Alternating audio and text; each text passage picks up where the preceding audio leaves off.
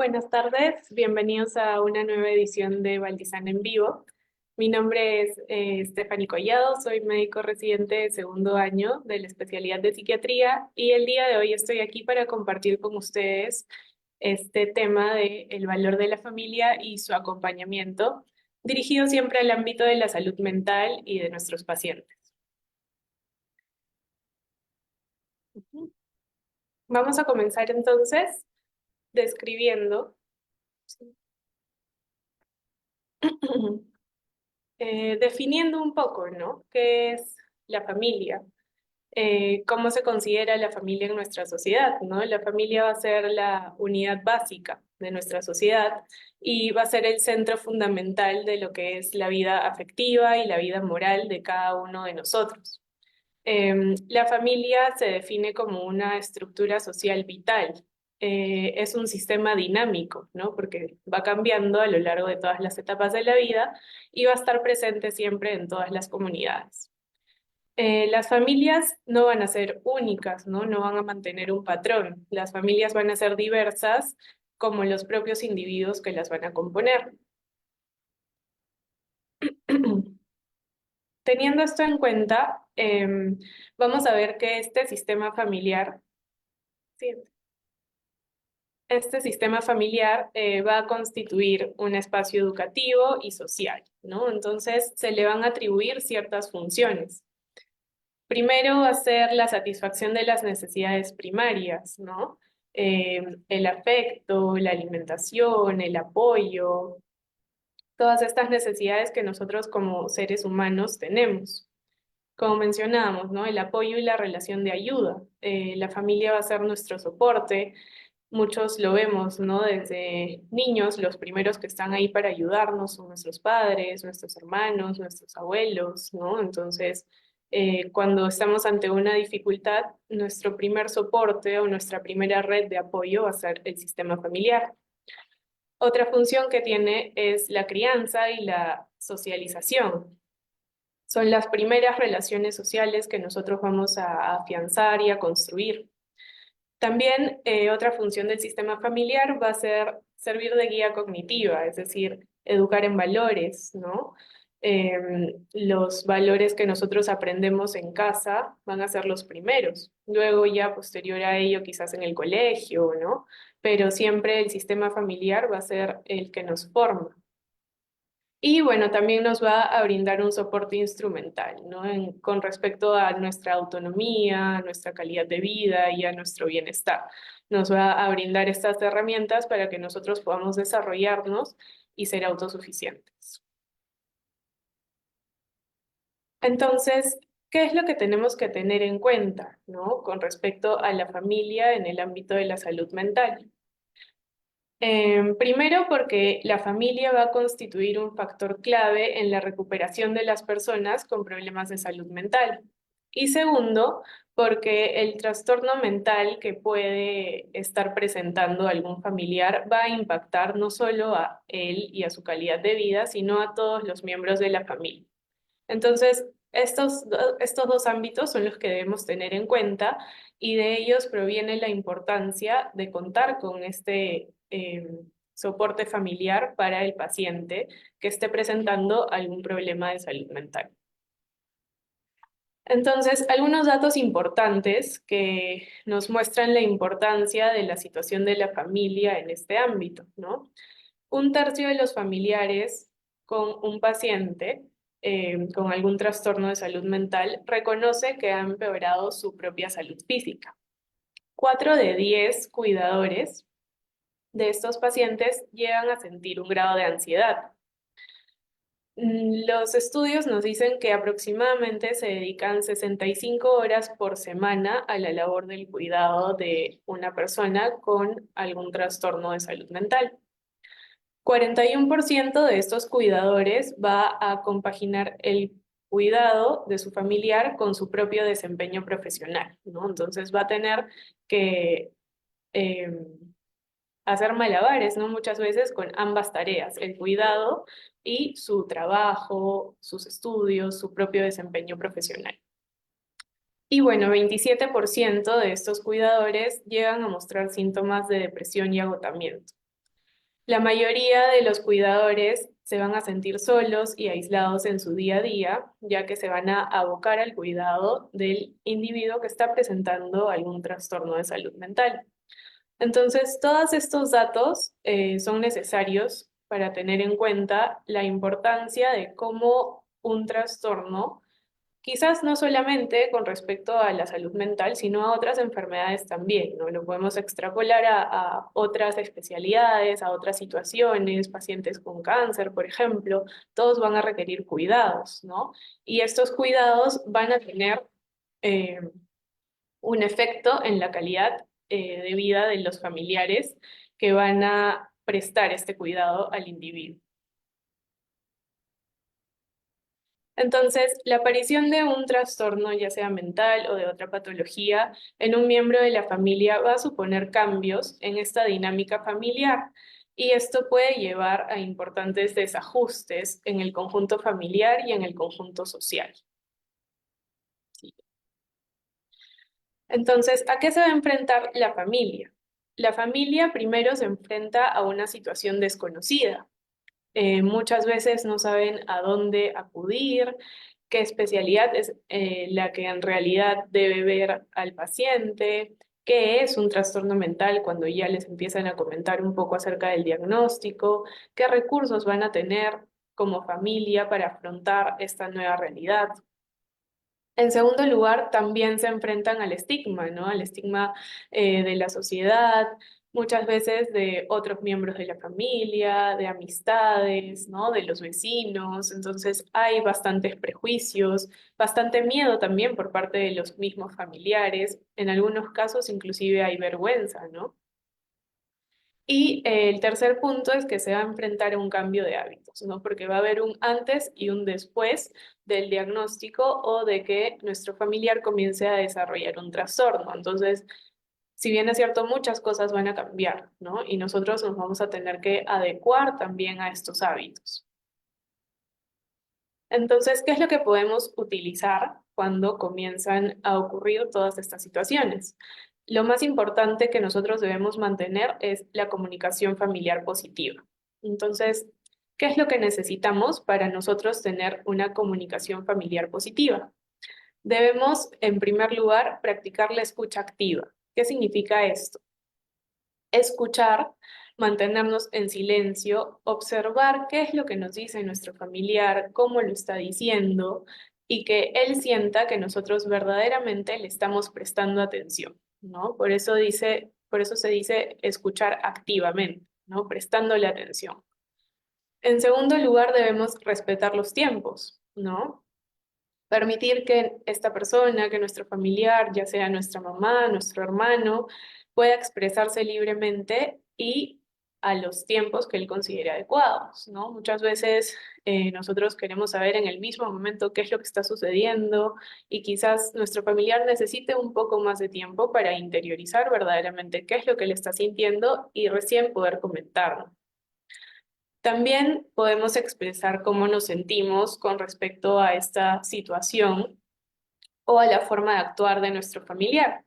Sin embargo, muchas veces nosotros decimos, no, mira lo que estás haciendo. Entonces enfocamos toda la situación en relación a sus acciones, en lugar de quizás decir, yo siento que esta acción que has realizado me ha causado daño, me ha causado dolor, me siento triste, ¿no? Entonces enfocarnos en lo que nosotros sentimos, no en lo que la otra persona está haciendo. Luego también debemos prestar atención a las necesidades de la otra persona, ¿no? Pero siempre teniendo en cuenta de que quizás estas no sean las mismas a las de nosotros. Quizás nosotros podemos pensar, eh, bueno, cuando yo estoy triste o cuando estoy enojado, me gusta salir a hacer ejercicio. Y quizás a la otra persona no. Quizás a la otra persona le vaya mejor dibujando o bailando, ¿no? Entonces, cada uno va a tener necesidades distintas y debemos prestarle atención a estas necesidades, pero no asumir que le va a ir bien con lo mismo que a nosotros nos haría bien, ¿no? Entonces, siempre preguntar. No juzgar, ¿no? No juzgar las emociones ni las acciones continuamente, siempre preguntar qué es lo que está sintiendo, ¿no? ¿Por qué es que ha realizado esta acción? Tratar de comprender, ¿no? De dónde viene esta situación a la cual le estamos haciendo frente, ¿no? También es importante hacer preguntas abiertas, ¿no? A veces las preguntas cerradas no dejan lugar a la comunicación o a abrir un poco más el diálogo. En cambio, las preguntas abiertas como ¿qué te apetece hacer el día de hoy? ¿No? Nos permite entablar conversaciones un poco más fluidas. También debemos evitar en lo posible dar consejos en primera persona, ¿no? Como yo haría esto, o es mejor si haces esto, o yo lo haría de esta manera, ¿no? Entonces, si vamos a aconsejar, que sea algo positivo, ¿no? Que la persona pueda realizar, no con un carácter de que estamos juzgando ni de que estamos criticando. También debemos cuidar la comunicación no verbal y esto va a ser muy importante porque muchas veces decimos, pero yo no le he dicho nada, ¿no?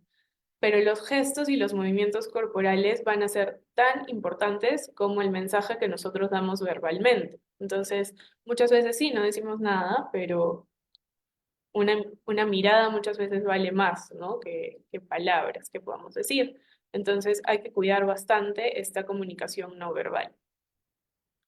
Debemos escuchar, ¿no? Como ya mencionamos anteriormente, la escucha activa eh, nos va a permitir darle este espacio a nuestro familiar y siempre evitando los juicios anticipados, ¿no? Como yo te dije que eso pasaría, o tú no te cuidas porque no quieres, o tú no haces nada para mejorar, ¿no? Entonces, evitar este tipo de críticas porque muchas veces no vamos a llegar a entender exactamente qué es lo que está sintiendo nuestro familiar y para ellos va a ser bastante duro y quizás muchos de ellos tampoco puedan explicarnos. Entonces, debemos dejar de lado, ¿no? Estas críticas y estas interpretaciones que nosotros damos a que si está, por ejemplo, ¿no? En el cuarto todo el día o echado en la cama todo el día, nosotros le decimos no haces nada o no pones de tu parte, ¿no?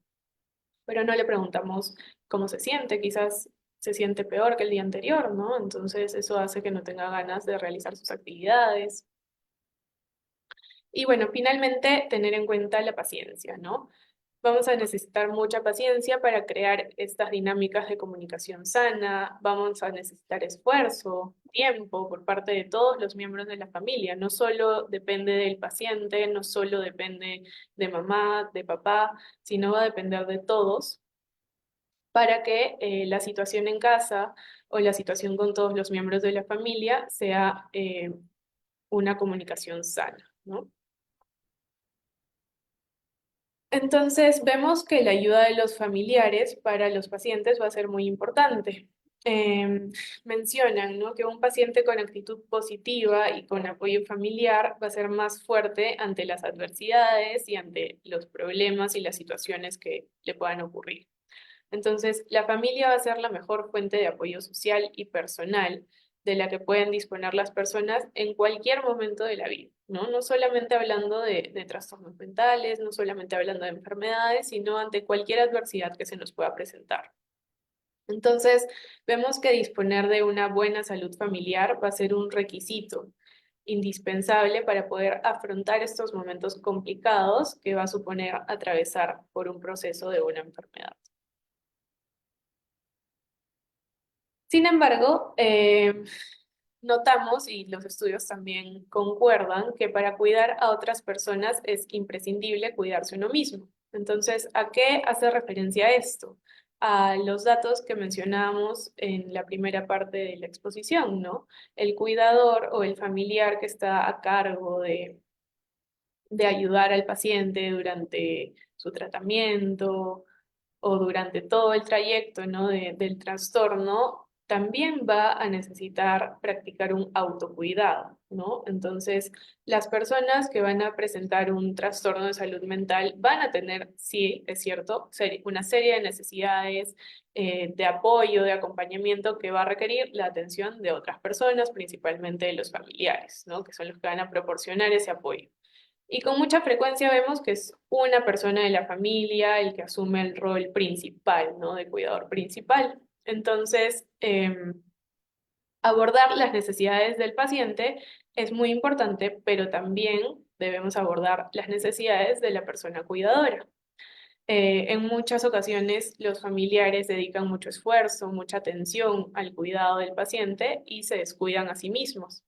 Entonces, a largo plazo se generan ciertas consecuencias negativas sobre su salud en cualquier área, ya sea en lo físico, en lo social, en lo mental, ¿no? Como mencionábamos al inicio, eh, muchas personas sienten, ¿no?, un agotamiento, un cansancio, ya que en muchas ocasiones deben tratar con las necesidades de su familiar, del paciente, y al mismo tiempo continuar trabajando, o continuar estudiando, o continuar satisfaciendo las necesidades de otros miembros de la familia también, ¿no?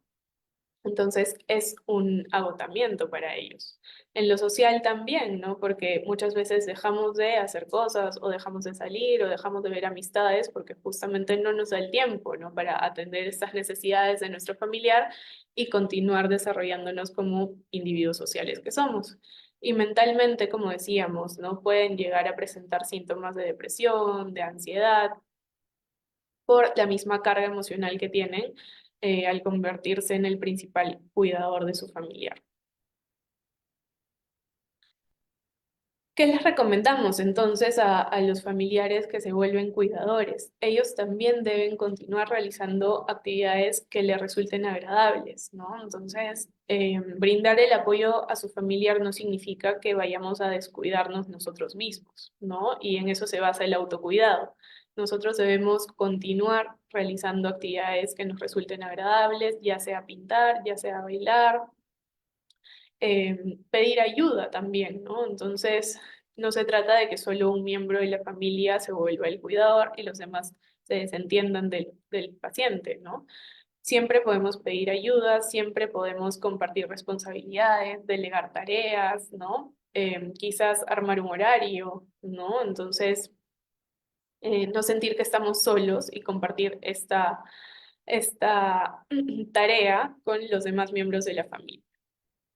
Comprender y gestionar emociones, ¿no? Así como le vamos a pedir quizás a nuestro familiar que nos explique qué es lo que siente, cómo se siente, por qué se siente triste, nosotros también debemos practicar lo mismo con nosotros mismos. Comprender qué es lo que nos está generando esa ansiedad, esa molestia, ese enojo, esa ira y aprender a gestionarlo, ¿no? Entonces, cuando uno comienza a gestionar sus propias emociones, también va a influir en cómo los demás gestionan sus emociones, ¿no? Entonces, eso también va a ser importante para que nuestro familiar lo vea.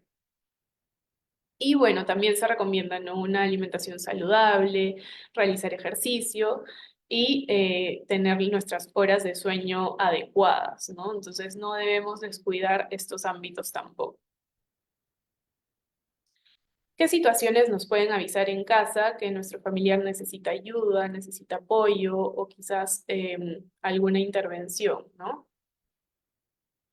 La inactividad, como mencionábamos, ¿no? Nuestro familiar puede mostrarse poco participativo en las actividades que antes le resultaban agradables y para saber qué es lo que está sucediendo debemos utilizar la comunicación, ¿no? Entonces, hacerle saber que nosotros estamos ahí para escucharlo y darle tiempo a que él pueda expresar qué es lo que está sintiendo.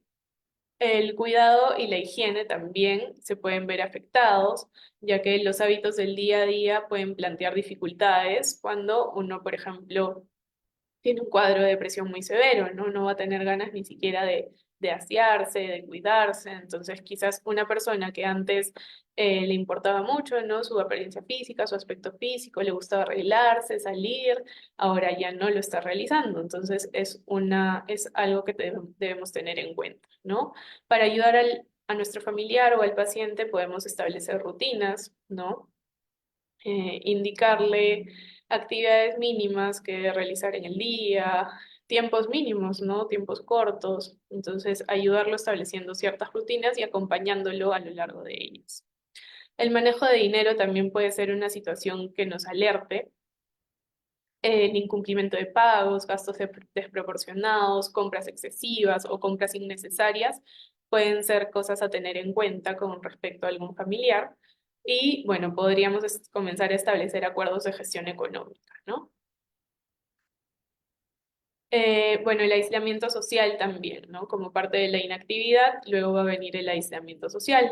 Entonces, podemos ayudar a nuestro familiar adaptando el contacto social a actividades que él disfruta más, ¿no? Entonces, generar contactos breves, pero que sean satisfactorios para él, establecer rutinas con actividades que a él le agraden y ir aumentando de forma progresiva el contacto y el tiempo de los mismos, ¿no? Finalmente, otra situación a tener en cuenta es el comportamiento inapropiado, es decir, si nosotros vemos a nuestro familiar realizando conductas que antes quizás no realizaba, ¿no? Está muy agresivo, está muy irritable, muy violento, o quizás a veces vemos, ¿no? Una conducta un poco ya más desorganizada, que llega, por ejemplo, a desvestirse, ¿no? Entonces, esas son conductas que ya van a requerir otro tipo de intervención y que las debemos tener en cuenta para poder acudir tempranamente a un servicio de salud mental. Bien, esa es la información que les he traído el día de hoy. Si tienen preguntas o comentarios, estamos dispuestos acá para responderlos. Bien, esa es la información que les he traído el día de hoy. Si tienen preguntas o comentarios. Bien, Yamile nos pregunta, ¿no? ¿Qué hacer o cómo convencer a la familia de que vele y cuide por el paciente? Como mencionábamos, siempre va a haber quizás un cuidador principal. eh, que va a ser importante que tome en cierta manera la gestión, por así decirlo, de qué es lo que el paciente va a necesitar. Luego ir delegando poco a poco, ¿no? Quizás en una primera instancia no van a estar todos tan abiertos o tan participativos con respecto a ella, pero siempre entregando tareas eh, de más pequeñas a más grandes, podemos recibir un poco más de ayuda, ¿no? Y siempre también haciéndoles ver cómo es que el paciente responde adecuadamente a estas intervenciones que nosotros estamos realizando, ¿no? Entonces, si ellos ven que con nuestra ayuda y nuestro soporte acuden a sus consultas, toman su tratamiento, no se encuentran irritables, no están agresivos, se ve una mejoría del paciente, ellos van a notar que efectivamente un adecuado cuidado y un adecuado soporte familiar es beneficioso, ¿no? Para ellos. Entonces, no se trata, ¿no? de convencerlos ni de obligarlos, sino de que ellos vean un beneficio para todo el sistema familiar.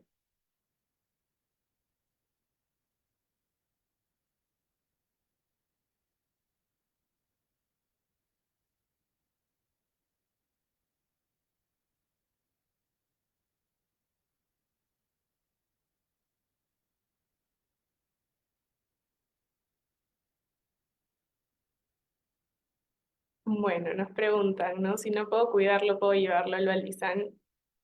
Si bien es cierto, el hospital es un hospital de salud mental, no se trata de institucionalizar a nuestros pacientes, ¿no? O de institucionalizar a nuestros familiares.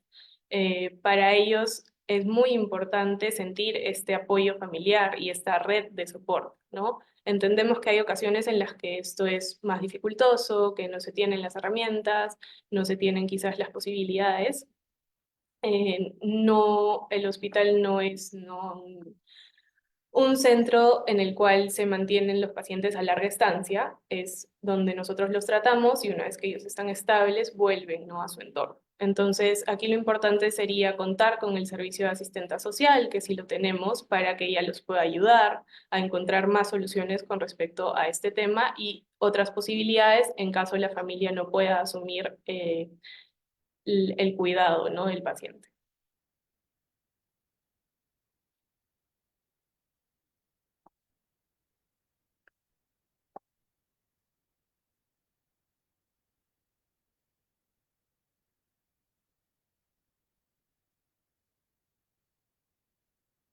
Bien, bueno, pueden continuar, ¿no? Haciendo sus preguntas o sus comentarios por la página, ¿sí?